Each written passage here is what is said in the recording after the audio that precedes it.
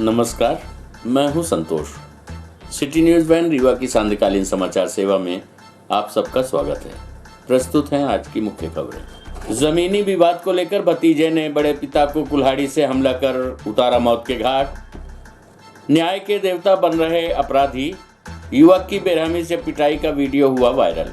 सर्पदंश से युवती की हुई मौत, सड़क न होने से नहीं पहुंच पाई एम्बुलेंस। खबरें अब विस्तार से। पुलिस अधीक्षक नवनीत भसीन द्वारा आज जिले के समस्त अनुविभागीय अधिकारी और थाना प्रभारियों की बैठक पुलिस कंट्रोल रूम में ली गई।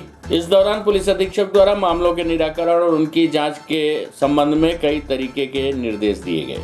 आपको बता दें कि आज की संपन्न हुई बैठक को लेकर पुलिस अधीक्षक नवनीत भसीन ने बताया कि आज जिले के समस्त अनुविभागीय अधिकारी और थाना प्रभारियों की बैठक ली गई थी। इस दौरान मुख्य रूप से गैंग बनाने वाले गुंडे बदमाशों की सूची तैयार करना और उनकी संपत्ति की जानकारी एकत्रित करना, साथ ही अपराधों के तरीकों का पता लगाना। इसके अलावा कई बार जांच के दौरान बड़े अपराधी सजा से बच जाते हैं, इसकी ओर भी विशेष ध्यान देने के निर्देश दिए गए हैं। उन्होंने बताया कि सभी थाना प्रभारी और अनुविभागीय अधिकारियों को गुंडे बदमाशों के नंबर एकत्रित कर उनसे जुड़े लोगों की पतासाजी करने के बारे में भी निर्देशित किया गया है। उन्होंने कहा कि हमारा प्रयास है कि जिले में शांति बरकरार रहे, जिसके लिए हमारे द्वारा हर संभव प्रयास किए जा रहे हैं। एसपी ने कहा कि हम जिले में किसी भी प्रकार के अपराधों को बढ़ने नहीं देंगे और उन्हें रोकने के लिए हर सक्षम प्रयास करेंगे। पुलिस अधीक्षक ने बैठक के दौरान सबसे ज्यादा जोर साइबर सेल संबंधित जानकारी के संबंध में दिया है। प्रस्तुत है इस संबंध में पुलिस अधीक्षक नवनीत भसीन से प्राप्त जानकारी के अंश।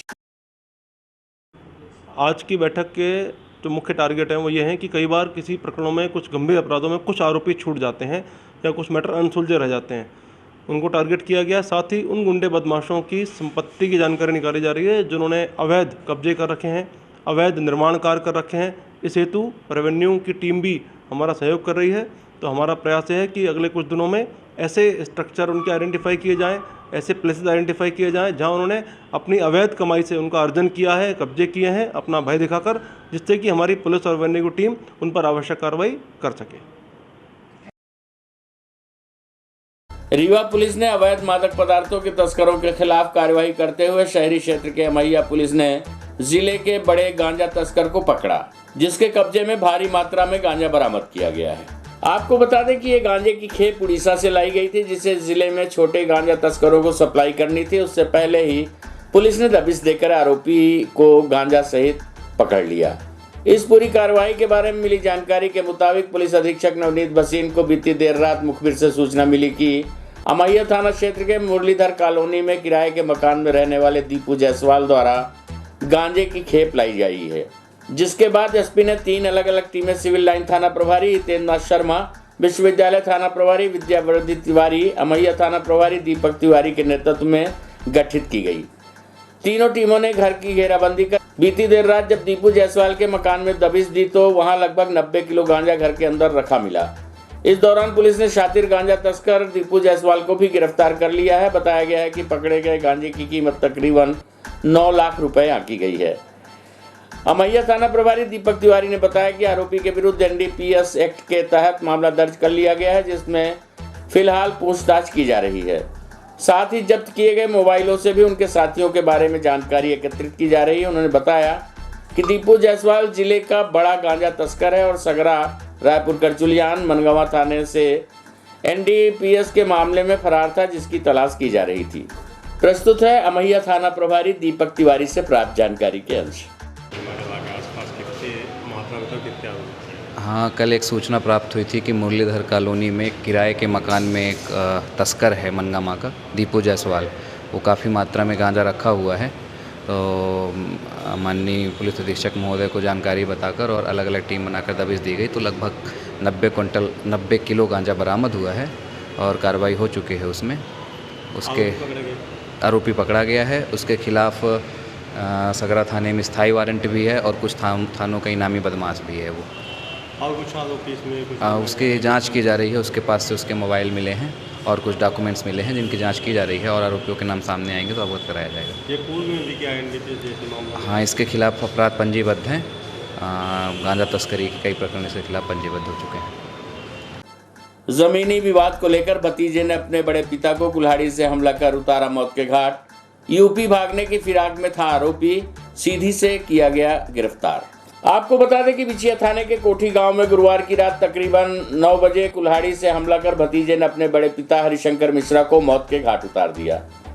बताया जा रहा है कि हरिशंकर मिश्रा रात को अपने घर में ही थे, जहां रात 9 बजे के करीब उनका भतीजा क्षितिज मिश्रा वहां आया और गाली गलौज करने लगा, जिसे मना करने पर आरोपी ने समीप ही पड़ी कुल्हाड़ी से उस पर हमला कर दिया।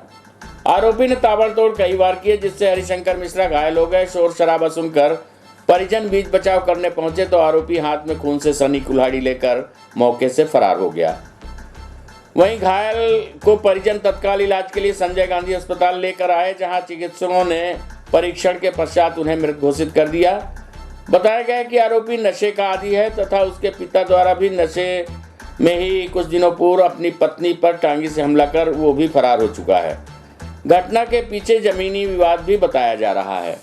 आपको बता दें कि घटना के बाद कोठी गांव को पुलिस ने छावनी में तब्दील कर दिया था और आरोपी की तलाश में पुलिस ने जगह जगह दबिश दी, जिसके बाद आरोपी को सीधी से गिरफ्तार कर लिया गया है, जो वहां से यूपी भागने की फिराक में था। प्रस्तुत है मृतक के परिजन सहित पुलिस अधीक्षक नवनीत भसीन से प्राप्त जानकारी के अंश।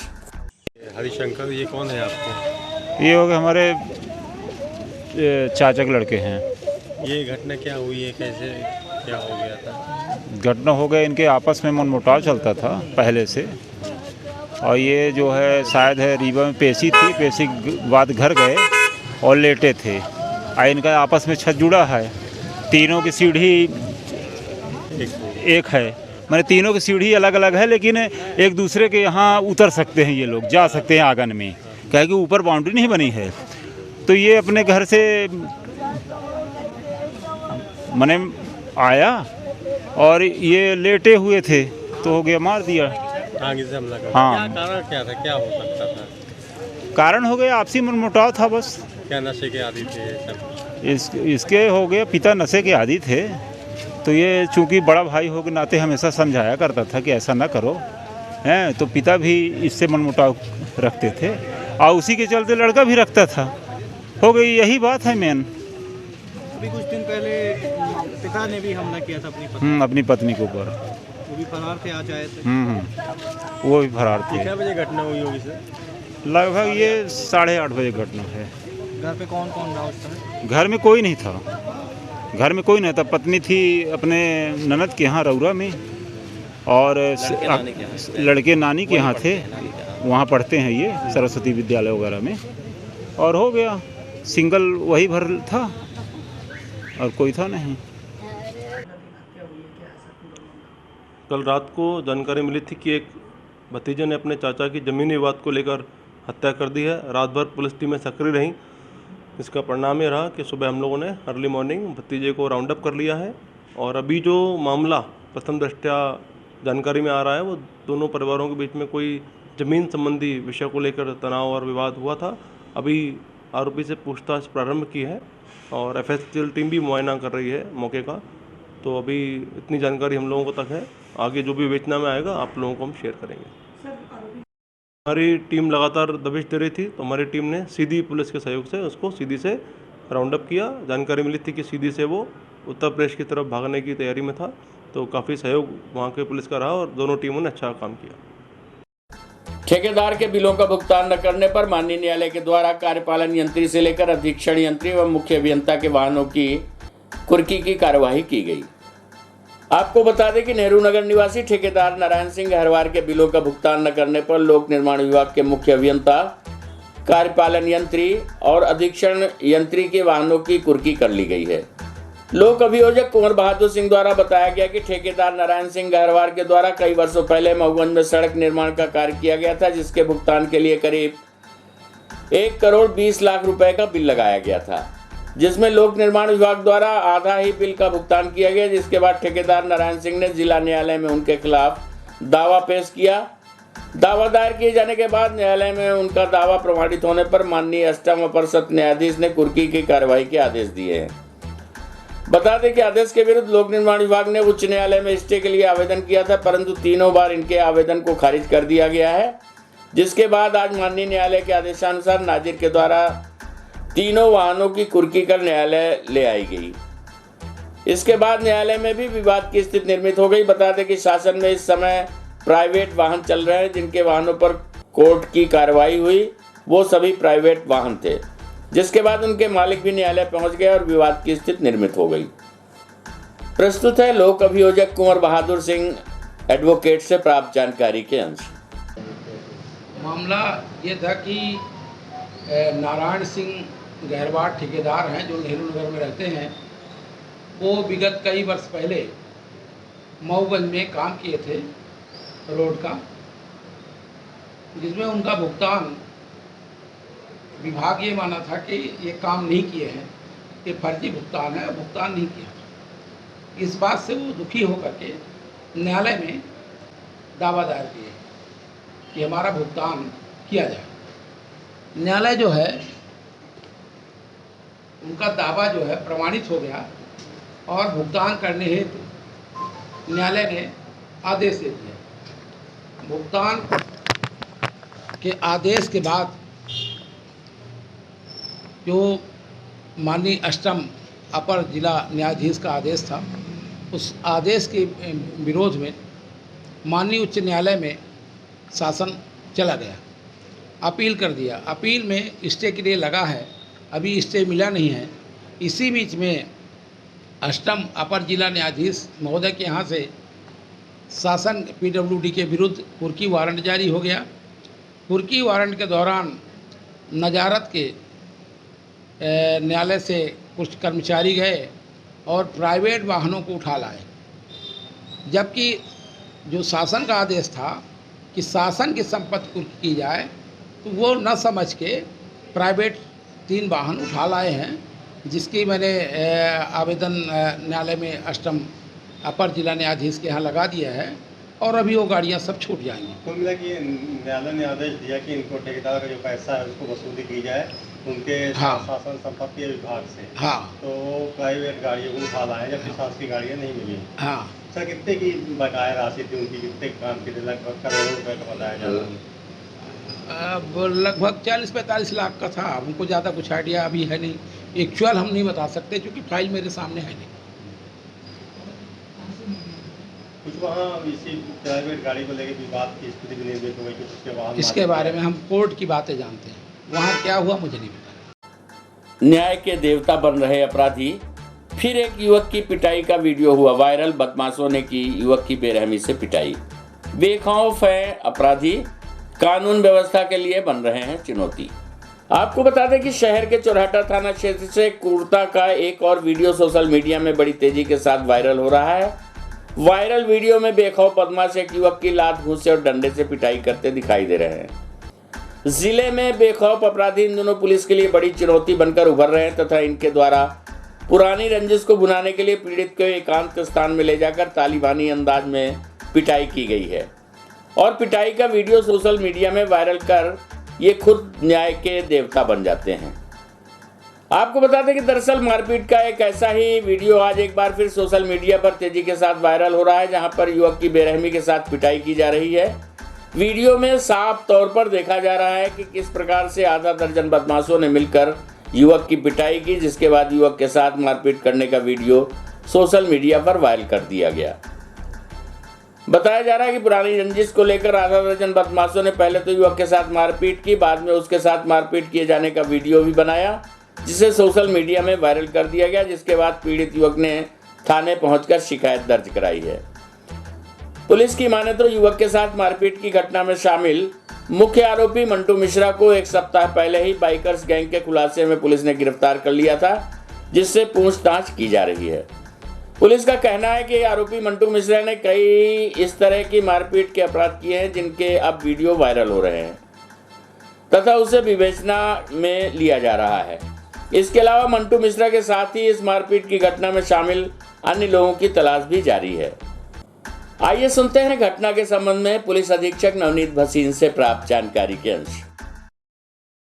इस वीडियो की आप चर्चा कर रहे हैं, अभी आपने देखा होगा एक आदतन अपराधी मंटू तिवारी का एनएसए किया गया है, उनके वीडियो प्राप्त हो रहे हैं और उनके आधार पर जो भी फरियादी आते जा रहे हैं उनकी एफआईआर पंजीबद्ध की जा रही है, जिससे कि उनके आपराधिक रिकॉर्ड में वो रिकॉर्ड भी संलग्न हो जाएगा और उसके पश्चात जो भी लीगल एक्शन उनके खिलाफ हम लोग आगे भी करते रहेंगे। परिवहन विभाग द्वारा 4 बस बिना परमिट जब्त। परिवहन सुरक्षा स्क्वाड रीवा के प्रभारी अजय मार्को ने रीवा आरटीओ मनीष त्रिपाठी के साथ मिलकर यात्री बसों के विरुद्ध चेकिंग अभियान चलाया। आपको बता दें कि इस चेकिंग अभियान में यात्री बस एवं स्कूल बस दोनों ही शामिल किए गए हैं। चेकिंग के दौरान ऐसे यान जो रीवा से चलकर चाकघाट चलते हैं, लेकिन बस में बोर्ड रीवा से इलाहाबाद का लगा होता है और सवारियों को चाकघाट में ले जाकर उतार दिया जाता है। साथ ही यात्रियों से किराया भी ज़्यादा वसूल किया जाता है, जिससे यात्रियों को काफ़ी परेशानी का सामना करना पड़ता है। बसों के विरुद्ध चालानी कार्रवाई करते हुए इन सभी बसों से जिनमें रीवा इलाहाबाद का बोर्ड लगा हुआ था, उन्हें जब्त कर लिया गया है और उनके विरुद्ध चालानी कार्रवाई की गई है। इसी सिलसिले में आज 4 बसें जिनमें 2 स्कूल बस एवं 2 यात्री बस बिना परमिट चेकिंग के दौरान जब्त की गईं। 21 बसों पर चालानी कार्रवाई करते हुए 17,624 रुपए का राजस्व भी वसूला गया। चेकिंग लालगांव, कटरा, मनगवा, सिरमौर, चाकघाट आदि जगहों पर की गई। चेकिंग में 3 बसें गढ़ थाने में जब्त की गई हैं, जबकि 1 बस कार्यालय रीवा में खड़ी कराई गई है। इस चेकिंग अभियान में सहायक उप निरीक्षक अखिलेश सिंह, प्रधान आरक्षक मुन्नालाल मिश्रा, आरक्षक हारून मिर्जा बेग, परमलाल शुक्ला, लल्लू सोंधिया आदि शामिल रहे। प्रस्तुत है आरटीओ मनीष त्रिपाठी से प्राप्त जानकारी के अंश। सर, परिवहन विभाग द्वारा अभी सतत कार्रवाई की जा रही है, जिनमें काफ़ी स्कूलों पर चालानी कार्रवाई की गई और कुछ स्कूल बसें बिना परमिट बंद की गई। और आज की कार्रवाई आपने कहाँ की? आज मुख्य तौर पर जो कार्रवाई रही वो चाकघाट मार्ग पर रही, रीवा से चाकघाट मार्ग, जहाँ पर 28 बसें चेक की गई, जिनमें से जो है 17 बसों पर चालानी कार्रवाई की गई। उनमें किराया से चश्मा न होना, फिटनेस संबंधी अन्य विषय थे। 4 बसों को जब्त किया गया बिना परमिट, जिसमें 2 स्कूल बसें थी, 2 यात्री बसें थी। ये स्कूल बस सर किस स्कूल की थी? ये सुहागी पब्लिक स्कूल की थी। स्कूल बसों पर हमारी सतत कार्रवाई जारी है। अभी कल दिनों हमने जो है कैंप लगाकर 83 स्कूल बसों को चेक किया था, जिसमें से 15 स्कूल बसों में कमी पाई गई थी। उसमें तत्काल उसी परिसर में ही सुधार करवाया गया। जो बसों पर कार्रवाई है, चाहे स्कूल बस हो चाहे यात्री बस हो, जारी नहीं। कटरा मार्ग पर जो है लगातार शिकायतें आ रही थी कि किराया वसूल रहे हैं। वहाँ पर जो है बाईपास से गाड़ियाँ निकल रही हैं, इलाहाबाद का बोर्ड लगा के चलती हैं, लेकिन वो चाकघाट तक का ही उनका परमिट होता है। ऐसी समस्त बसों पर हमने कार्रवाई की है और ऐसे बोर्ड जो कि अवैधानिक तरीके से लगे थे उनको जब्त भी किया गया। सर, किराया सूची को लेके अभी यात्रियों ने और गांव के लोगों ने काफ़ी सीएम लाइन में शिकायत वगैरह की है और ऑफिस को पत्र भी लिखे हैं कार्यालय को, तो उस पर भी कुछ कार्रवाई की गई? बिल्कुल, किराया सूची पर हमने बहुत सघन कार्रवाई की है। लगभग हमने 250 से अधिक बसों पर किराया सूची चस्पा भी की है और साथ साथ 100 से अधिक बसों पर चालानी कार्रवाई की है। और लगातार जो है वहाँ पर जो यात्री बैठे उठे बसों उनसे संपर्क में रहते हैं, उनसे पूछते हैं कि आपसे कितना किराया दिया गया। अधिक किराया देने पर और चालानी कार्रवाई के साथ साथ मौके पर यात्रियों का किराया वापस भी कराया है और ये कार्रवाई जारी रही। अभी जो 5 बजे से सर करीब 2-3 दिन पहले पकड़ी गई थी, इनका निराकरण हुआ क्या? बिल्कुल, इनमें से जो है जो बसें पकड़ी गई थी उनका निराकरण हुआ। माननीय न्यायालय में जो है 2 बसें गई, 2 बसों पर आदेश हुआ छोड़ने के लिए, उनकी 4 गुना शास्ति जमा कराई गई। सर्पदंश से युवती की हुई मौत, सड़क के अभाव में नहीं पहुंची एम्बुलेंस तो ग्रामीणों ने लगाया जाम। बाद में शुरू हुई तांत्रिक का खेल, युवती को जिंदा करने उसके बाल भी उखाड़े। आपको बता दें कि जिले के चाकघाट थाना क्षेत्र अंतर्गत पूर्व मनीराम ग्राम पंचायत के मझगवा गांव में शुक्रवार की सुबह एक युवती को सांप ने काट लिया, जिसके बाद उसे अस्पताल पहुंचाने के लिए गांव की खराब सड़क होने के चलते एम्बुलेंस गांव नहीं पहुंच सकी, जिसको लेकर ग्रामीणों ने महिला का शव रखकर हंगामा शुरू किया। वहीं युवती को दोबारा जीवित करने के लिए तांत्रिक बुलाकर तंत्र विद्या कराई गई, जिससे युवती को जीवित किया जा सके। वहीं तांत्रिक ने सारी हदें पार कर युवती को जीवित करने के लिए उसके बाल ही उखाड़ डाले। आपको बता दें कि दरअसल शुक्रवार की सुबह युवती अपने घर का कार्य कर रही थी, तभी उसके कच्चे मकान में सांप ने प्रवेश किया और उसे डस लिया, जिसके बाद परिजनों ने 108 एम्बुलेंस को बुलाया, मगर गांव की खराब सड़क होने के चलते 108 एम्बुलेंस मौके पर नहीं पहुंच पाई और युवती की मौत हो गई, जिस पर अब युवती के परिजनों ने हंगामा शुरू कर दिया था। सैकड़ों की संख्या में एकत्रित हुए ग्रामीणजनों ने महिला का शव रखकर गांव की सड़क को जाम कर दिया। बाद में शुरू हुआ तांत्रिक का खेल, तांत्रिक ने उखाड़े युवती के बाल। बताया जा रहा है कि युवती की मौत के बाद जब ग्रामीणों ने विरोध शुरू किया तो मौके पर पहुंचे प्रशासनिक टीम ने गांव को शांत कराया, मगर एक और ग्रामीण घटना का विरोध कर रहे थे, वहीं दूसरी ओर महिला के परिजन तंत्र विद्या की सहायता से महिला को दोबारा जीवित करने का प्रयास कर रहे थे। साथ ही अंधविश्वास के खेल में घंटों युवती को जीवित करने का प्रयास किया गया, जिसके लिए मृतक युवती के बाल को काटकर तांत्रिक ने मंत्रों का जाप किया, मगर फिर भी महिला जीवित नहीं हुई। आइए सुनते हैं घटना के संबंध में पुलिस अधीक्षक नवनीत भसीन से प्राप्त जानकारी के अंश। गई जो है तो इस गांव में जो है हॉस्पिटल कोई नहीं पहुंच पाया लेकर के अपना मरीज, डिलीवरी मरीज मर गया, यहाँ सर्प काटने से मर गया, सबकी मृत्यु हो गई। यहाँ प्रशासन का कोई ध्यान नहीं। जब तक प्रशासन नहीं आएगा हम यहाँ से मिट्टी नहीं हटाएंगे, यहाँ से हटेंगे नहीं जब तक यहाँ करके यहाँ का निरीक्षण नहीं किया जाता है। चाहे 1 महीने मिट्टी रखी रह जाए, हम धरना देंगे। सड़क के अभाव से यहाँ जाने जा रही है, प्रशासन का कोई ध्यान नहीं है। प्रशासन आज तक यहाँ नहीं देख पाया। कजानी कितने डिलीवरी कैसे महिला मर गई, कजानी कितना सर्प के काटने, कजानी कितना पेट के दर्द से। यहाँ प्रशासन नहीं आ रहा है। हम ये लोग भी यहाँ के नागरिक हैं, हम लोग अपने अधिकार के लिए लड़ेंगे और चाहे 1 महीने बीत जाए धरना देंगे एसडीएम कलेक्टर के यहाँ लाश लेकर के। सर ये सर्पदंश से युवती की मौत हुई थी 19 वर्षीय की, कहाँ की है, क्या मामला है? चाकघाट थाना क्षेत्र में 19 वर्षीय युवती को सर्पदंश से मृत्यु की जानकारी प्राप्त होने पर वहां एम्बुलेंस पहुंचने में कुछ विलम्ब हुआ। मार्ग खराब होने के चलते ग्रामीणों ने विरोध किया। थाना प्रहरी ने और संबंधित अधिकारियों ने पहुंचकर उनको समझाई थी, सब लोग मान गए। बाद में उसका बच्ची को पीएम के लिए भी लाया गया और जो भी कंसर्न ठेकेदार हैं उनको भी बताया गया कि वहाँ पे शीघ्रता करें रोड निर्माण में। तो उन्होंने भी बताया कि बारिश के पश्चात को तेजी से निर्माण कार्य कर दिया जाएगा। सर तांत्रिक के जरिए बच्ची को जीवित करने का प्रयास, उसमें ये जानकारी प्रथम दृष्टया प्राप्त हो रही है कि उनके समाज में किसी की डेथ होने के पश्चात जो भी क्रियाएं संपन्न वो लोग करते हैं परंपरागत रूप से, उसके तहत वो उनके द्वारा किया गया था। और उसमें जो भी वहाँ पे अधिकारी मौजूद थे उन्होंने ये बताया कि इसमें किसी प्रकार का ऐसा वो नहीं था कि सर्पदंश से बचाने का विषय हो, अपितु डेथ के पश्चात होने वाली जो उनकी परंपरागत क्रिया है उसके लिए वो कृत्य उनके द्वारा किया। आज की खबरों में बस इतना ही। कल हम फिर हाजिर होंगे कुछ नई खबरों के साथ। तब तक के लिए हमें इजाजत दीजिए। नमस्कार।